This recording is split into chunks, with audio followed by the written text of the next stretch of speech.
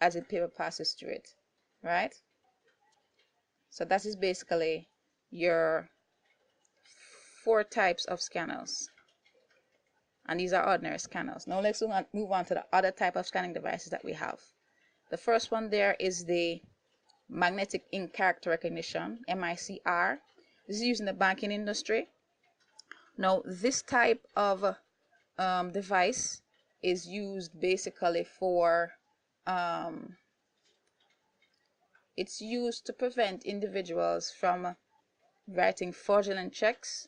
So what happens, it uses a magnetic ink that is printed onto your checks, and then if you go to cash in a check, it checks the machine ensures that the check is authentic by looking for the magnetic ink.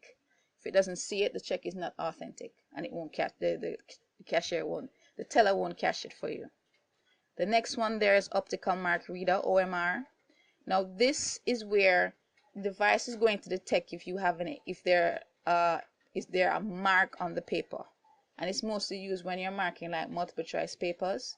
So let's say you set a multiple choice paper, you set up the answer sheet in terms of where the mark should be on the paper, run it through the machine, then you run through the actual student's papers through it, and it will mark it for you automatically. Next we have the OCR, which is the optical character reader. This is like the OMR, but the difference is it's looking for characters instead of just marks on a paper.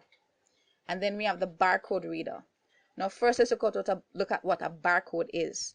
A barcode is actually a set of vertical lines of different thicknesses with a string of numbers printed below it, right? So the thickness of the lines actually is going to translate into the numbers that are below it.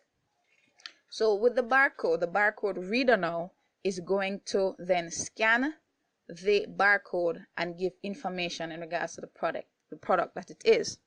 Now in almost all instances, and I say almost, every product is going to have a barcode on it. Even your exercise books, your textbooks, when you go to the supermarket, all of those products have barcodes on it. Now this is for not only for inventory purposes to say how much we have in stock and so forth, but it's good in terms of you can then trace back to ensure that who made the product and things like that. So for example, let's say you purchased a product in the supermarket and it did not have a barcode on it, and it then had an adverse effect on you. There's no way for you to trace it back to who manufactured it, and you can't go back then and do anything about it. Put it that way. Next, we want to look at the POS, or point of sale device. Now a point of sale device is basically where you have a combination of the barcode reader and a cash register.